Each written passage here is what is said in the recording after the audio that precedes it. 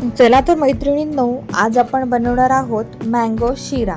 तसं तर आंब्याचं सीझन संपत आलेला आहे, पण सीझन संपता संपता एकदा नक्की ट्राय करूया। चला त्यासाठी लागणारं साहित्य बघूया। सर्वात आधी एक वाटी आपण मँगो पल्प, एक वाटी रवा, एक वाटी साखर, एक वाटी दूध, एक कप पाणी, थोडंसं तूप, वेलची पावडर, बदाम, बेदाणे आणि चारोळे हे सर्व घेऊया। त्यानंतर सर्वप्रथम आपण एक गॅसवर पातेल्यामध्ये जे एक कप पाणी घेतलेलं आहे ते पाणी तापत ठेवूया आणि दुसरीकडे आपण कढई तापत ठेवूया आणि कढईमध्ये तूप टाकून घेऊया। सुरुवातीला आपण त्यामध्ये 2 चमचे साधारण असं तूप टाकून घेऊया आणि त्यामध्ये आपण जे ड्रायफ्रूट घेतलेले आहेत म्हणजे चारोळे, बदाम आणि बेदाणे ते व्यवस्थित परतून घेऊया। म्हणजे ते अगदी मंद आचेवरच परतून घ्यायचे आहेत, करपलेही नाही पाहिजेत आणि कच्चेही नाही राहिले पाहिजेत, अगदी क्रिस्पी असे आपण ते भाजून घ्यायचे आहेत। त्यानंतर ते काढून घ्यायचे आणि त्याच कढईमध्ये आपण जे उरलेलं आपलं तूप आहे ते टाकणार आहोत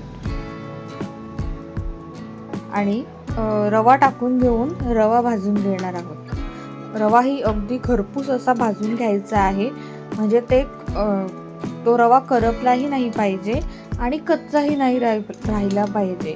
अगदी मंद आचेवर थोडा वेळ परतत राहून तो भाजून घ्यायचा आहे। त्यानंतर दुसऱ्या गॅसवर जे आपण पाणी तापत ठेवलं होतं त्यामध्ये 1 वाटी जे दूध घेतलं आहे ते गरम करत ठेवावं, जेणेकरून दूधही त्या पाण्यासोबत गरम होईल। त्यानंतर एकीकडे आपला रवा पण मस्त छान असा खरपूस भाजून झालेला आहे, त्यामध्ये ते दूध आणि पाणी जे आपण गरम करत ठेवलं होतं मगाशी ते व्यवस्थित टाकून मिक्स करून घ्यायचं आहे आणि ते अशा प्रकारे मिक्स करायचे की जेणेकरून आपल्याला एकही गुठळी नाही राहणार। आता तुम्ही बघणार की मी जे एकीकडे ते परतते तर दूध कसं अगदी आटत जाते, म्हणजे ते रवा पूर्णपणे ते दूध शोषून घेणार। त्याला व्यवस्थित मोकळं करून घ्यायचं आहे। आपण कंटिन्यू आपण तो रवा भाजत राहायचा आहे, म्हणजे परतत राहायचं आहे, जेणेकरून खाली लागणार नाही, कारण दूध असल्यामुळे करपण्याची शक्यता सर्वात जास्त असते।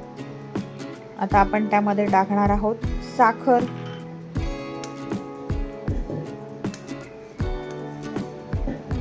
साखर ही व्यवस्थित मिक्स करून घ्यायची आहे। साखर पूर्णपणे आता आपली व्यवस्थित मिक्स झालेली आहे। त्यामध्ये आपण टाकणार आहोत जो आपण आंब्याचा पल्प घेतलेला आहे 1 वाटी तो, आणि तो व्यवस्थित मिक्स करायचा आहे। हे जे मिश्रण आहे ते आपण कंटिन्यू आता हलवत राहणार आहोत, कारण त्या शिऱ्यामध्ये एकही गुठळी आपल्याला राहता कामा नये, कारण जो आंब्याचा फ्लेवर आहे तो जर यायचा राहिला तर मग ते थोडं विचित्र लागेल आणि कंटिन्यू हलवल्यामुळे ते करपण्याची शक्यताही अगदी कमी राहते। आता तुम्ही पाहू शकता ते किती व्यवस्थित मिक्स झालेलं आहे। त्यानंतर आपण त्यात टाकणार आहोत वेलची पावडर, ती ही अतिशय म्हणजे व्यवस्थित प्रकारे आपण ती मिक्स करून घ्यायची आहे। त्यानंतर टाकणार आहोत जे आपण मगाशी तुपामध्ये रोस्ट करून घेतलेले आहेत ते ड्रायफ्रूट, आणि ड्रायफ्रूट टाकल्यावर पुन्हा एकदा दांडा देत देत आपण ते व्यवस्थित मिक्स करणार आहोत। त्यानंतर ते सर्व मिक्स झाल्यावर त्यावर ठेवणार आहोत झाकण आणि आपण त्याला छानपैकी वाफ घ्यायची आहे।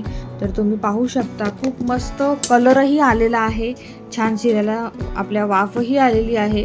तर तुम्ही अशा प्रकारे तो सर्व करू शकता। गरम गरम खाण्यालाच खूप मजा आहे, खूप छान लागतो। तुम्ही एकदा नक्की ट्राय करून बघा।